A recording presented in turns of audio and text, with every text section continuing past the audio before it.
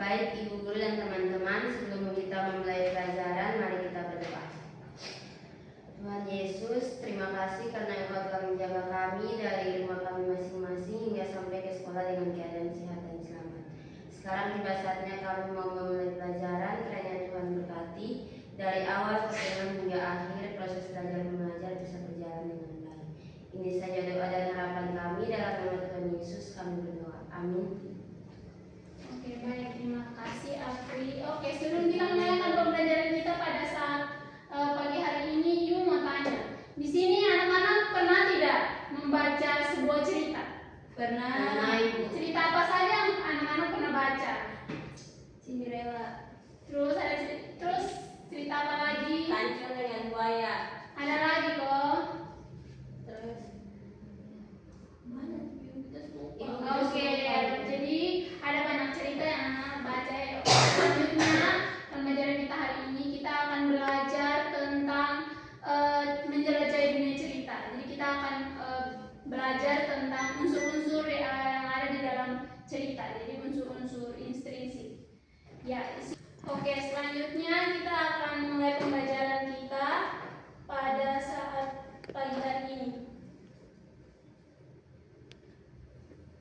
Ya, untuk itu sebelumnya Ibu ada punya satu cerita untuk anak-anak baca. Ceritanya itu di sini.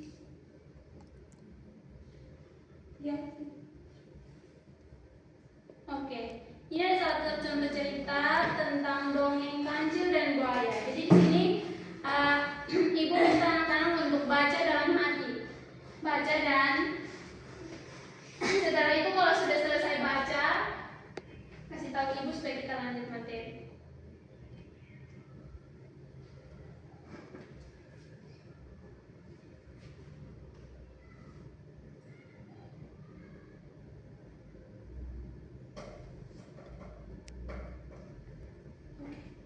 Bisa lihat kok? Bisa. Oke, silakan baca.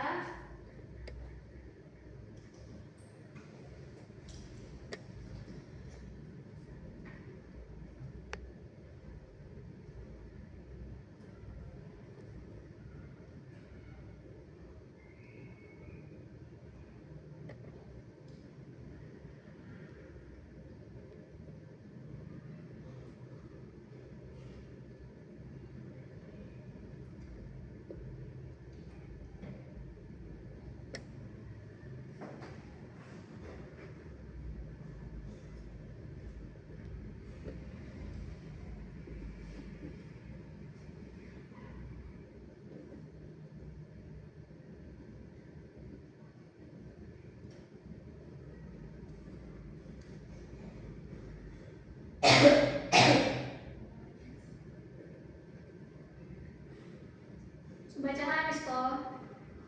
Belum Ibu. Oke.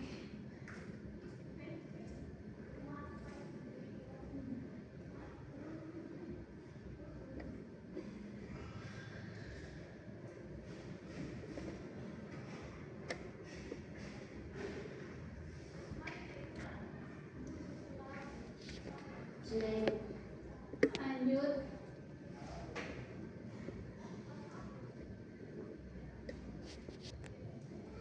Oke, kalau sudah di sini, sebelum kita lanjut ke materi selanjutnya, Ibu akan memberikan satu video untuk anak-anak tonton bersama. Untuk itu, anak-anak silakan menyimak video ini karena ini adalah materi pembelajaran kita pada saat pagi hari ini.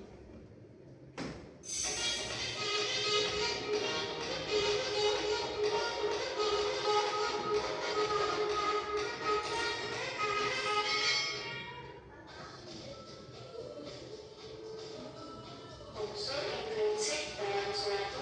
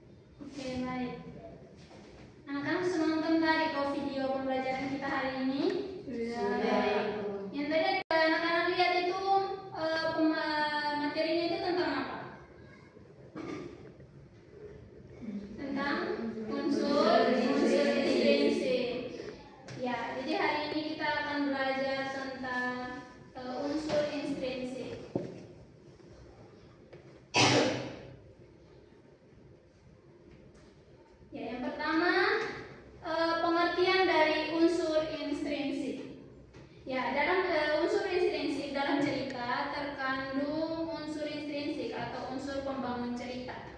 Unsur intrinsik cerita merupakan unsur pembangun cerita itu sendiri. Unsur intrinsik cerita meliputi tema, tokoh, dan penokohan, latar, alur, amanat cerita, sudut pandang, dan sebagainya. Nah, jadi unsur intrinsik itu adalah unsur pembangun dari sebuah cerita. Jadi unsur intrinsik itu dia ada dulu baru cerita itu dapat dibuat dengan baik. Yang berikut itu ada unsur-unsur intrinsik itu ada yang pertama itu ada tema.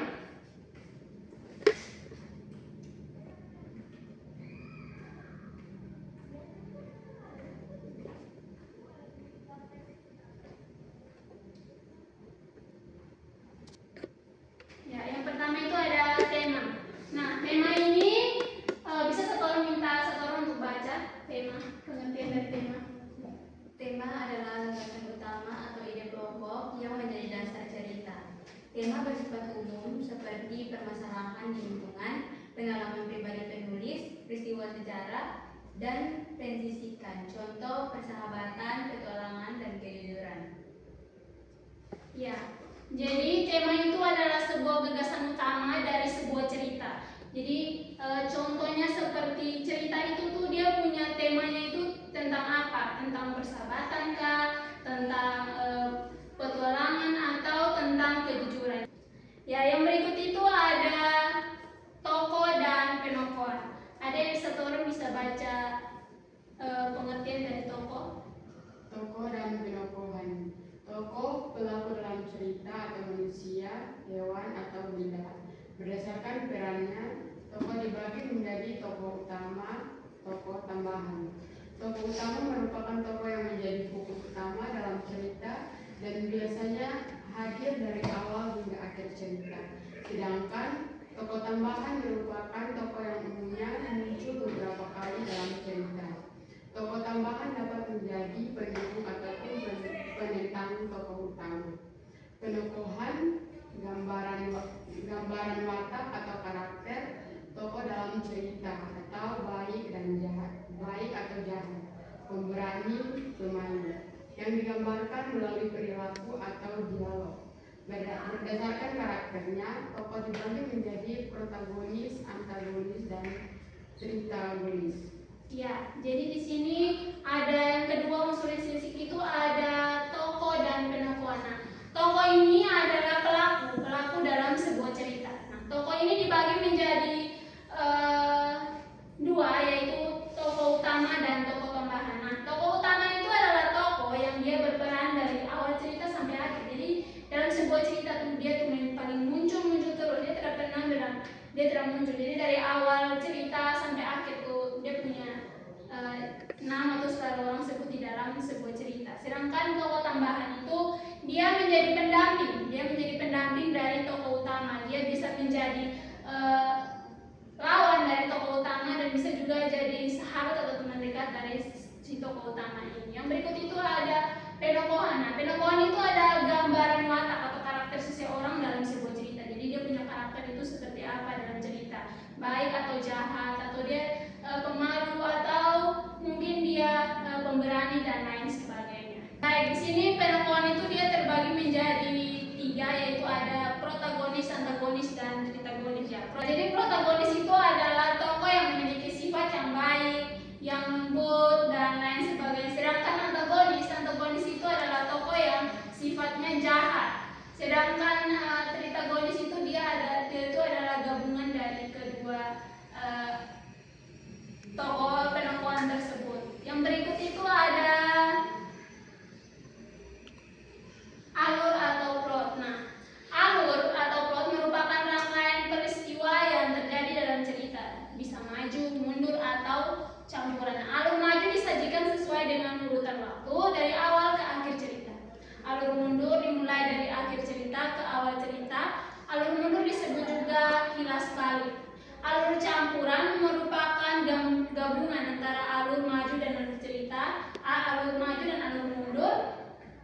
Rangkaian peristiwa melompat-lompat antara peristiwa masa lalu, masa lampau, dan masa sekarang. Nah, jadi alur ini adalah alur perjalanan cerita dari awal hingga akhir. Nah, alur ini terbagi menjadi tiga alur, yaitu ada alur alur mundur, dan alur campuran. Nah, alur maju ini alur yang menceritakan sebuah cerita dari awal sampai akhir tanpa mengulang kembali ke masa-masa lampau. Sedangkan alur mundur itu adalah alur yang menceritakan dari masa lalu yang kemudian diceritakan dari masa lalu kemudian kembali ke masa kini. Sedangkan alur campuran itu dia menceritakan dari pertama dia menceritakan alur maju, terus itu nanti dia menceritakan kilas balik masa lalu yang terjadi, kemudian kembali lagi ke masa sekarang. Gitu. Sedangkan yang berikut itu ada latar atau setting. Nah, latar atau setting ini adalah tempat dan waktu dan suasana terjadinya cerita agar pembaca lebih mudah membayangkan. Jadi latar atau setting ini adalah waktu atau tempat yang digunakan untuk melakukan cerita, bisa di hutan kah, bisa di rumah atau di sekolah dan lain sebagainya. Waktunya bisa pagi, siang, sore, malam dan lain sebagainya. Ya, kalau suasana itu adalah suasana misalnya suasana senang atau marah atau lain sebagainya. Yang berikut itu ada sudut pandang atau point of view. Itu sudut pandang merupakan pengarang dalam menceritakan bisa orang pertama, aku, atau orang ketiga dia. Yang berikut ada gaya bahasa. Nah, gaya bahasa ini adalah gaya bahasa merupakan arah penulis menggunakan bahasa agar cerita menarik. Bisa pilihan kata atau pilihan kalimat. Yang berikut itu ada amanat. Nah, amanat ini adalah pesan moral yang terkandung dalam cerita disampaikan tulis kepada pembaca. Contohnya seperti jangan suka berbohong, rajin belajar dan lain sebagainya. Oke, sebelum kita masuk, Ibu mau tanya kira-kira dari unsur-unsur intrinsik yang sudah Ibu jelaskan ini anak-anak sudah bisa paham sedikit atau belum? Sudah. Oke, kalau sudah paham, selanjutnya kita akan menentukan unsur intrinsik dari sebuah cerita yang tadi ada awal pembelajaran sudah anak-anak baca bersama. Di sini kita akan ulang membacanya dan Ibu akan membacakan untuk kita semua. Ini adalah cerita dongeng Kancil dan Buaya. Di sebuah hutan hiduplah seekor kancil yang cerdik. Pada suatu siang yang terik, kancil terlihat gelisah karena persediaan makanan di tempat tinggalnya semakin menipis. Dia pun berencana keluar dari wilayahnya dan mencari sumber makanan baru. Melanjutkan perjalanannya, ia kemudian menemukan sebuah tanah lapang di pinggir sungai. Di seberang sungai tersebut ada sebuah wilayah yang ditumbuhi buah-buahan yang berbuah lebat dan ranum. Kancil memanggil temannya si buaya yang sedang berendam di sungai.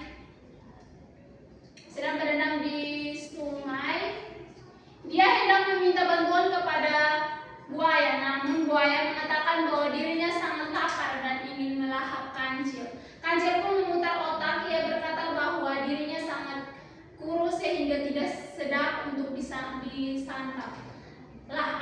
Dia akhirnya meminta bantuan buaya untuk membuat tubuhnya gemuk. Buaya dan teman-temannya diminta berbaris di sungai agar Kancil dapat menyeberang sungai dan tiba di kebun buah subur. Buaya mengatakan pada Kancil bahwa permintaannya adalah hal yang mudah, namun ia menginginkan imbalan.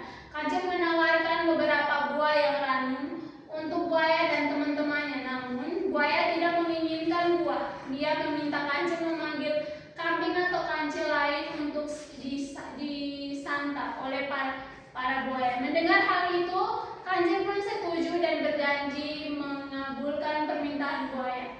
Buaya memanggil teman-temannya yang lain. Mereka berbaris memanjang hingga ke seberang sungai dengan imbalan daging, kambing atau kancil. Mereka membantu Kancil dengan gembira karena menginginkan imbalan darinya. Setelah berhasil menyeberang, Kancil melompat kegirangan dan bersorak. Dia meminta maaf kepada para buaya karena dia tidak bisa mengorbankan kambing atau kancil lain. Kemudian Kancil lari secepat mungkin ke arah kebun tanaman buah yang letaknya agak tinggi dari sungai. Oke, selanjutnya kita akan menentukan unsur-unsur intrinsik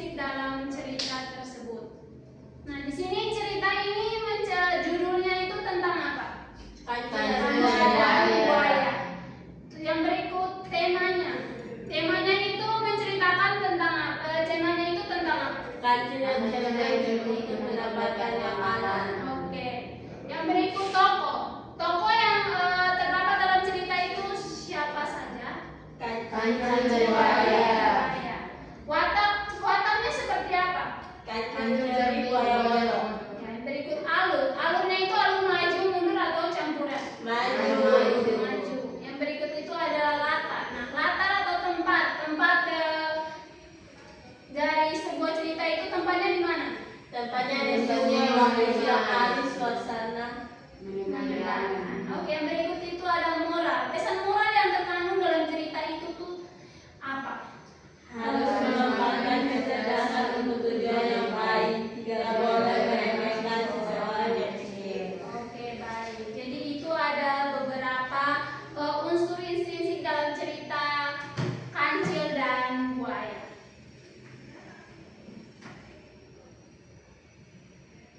Baik, setelah kita mempelajari unsur-unsur intrinsik yang sudah tadi dijelaskan, apakah anak-anak sudah paham mengenai unsur intrinsik ini?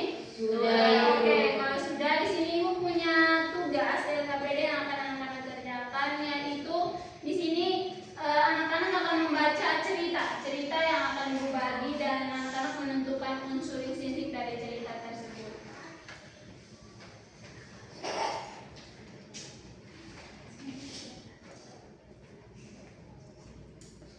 Oke, jadi di situ anak-anak silakan baca ceritanya. Kalau di situ kurang jelas bisa baca di sini juga ada ceritanya. Dan anak-anak silakan menentukan unsur-unsur intrinsik dalam cerita tersebut. Oke, baik, silakan kerja.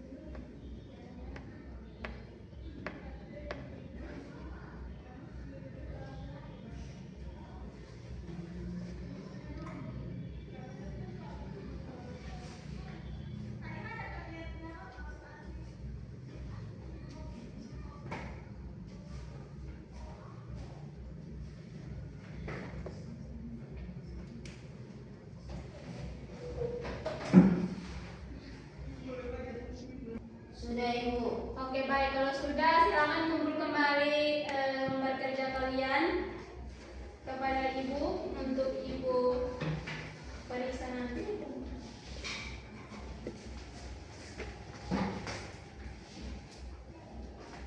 Oke, baik, dari pembelajaran kita hari ini kita akan sama-sama menyimpulkan pembelajaran kita hari ini. Ya, tadi kita belajar tentang unsur intrinsik. Nah, unsur intrinsik itu adalah unsur pengalaman sebuah cerita.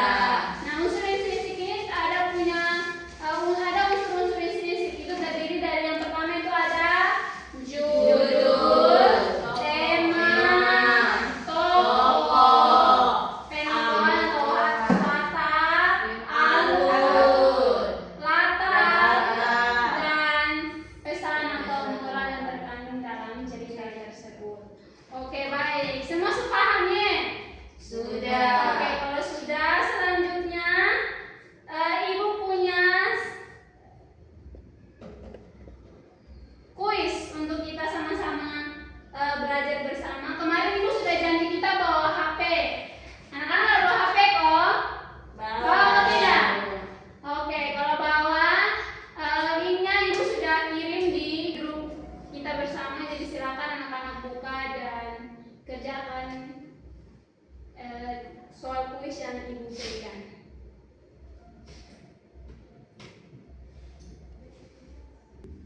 Ini.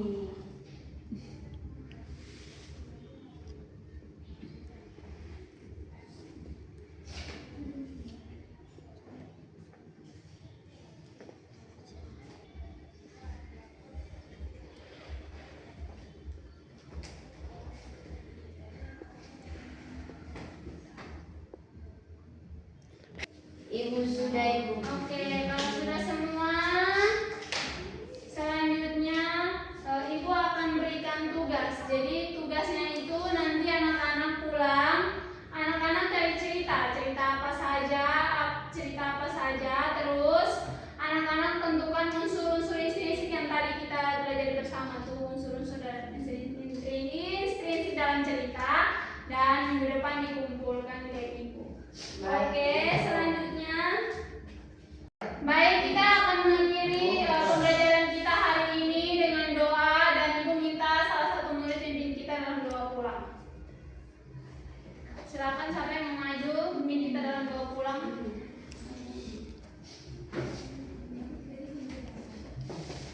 Iya, Ibu dan teman-teman, sebelum kita pulang, mari kita berdoa. Terima kasih Tuhan atas belajar kami dari awal belajar hingga akhirnya berjalan dengan baik. Kini tiba dan saatnya kami pulang, dari kembali bersama-sama kami, tibakan kami ke kediaman kami dengan sehat dan selamat. Inilah doa dan semua syukur kami dalam nama Tuhan Yesus, kami sudah berdoa. Amin.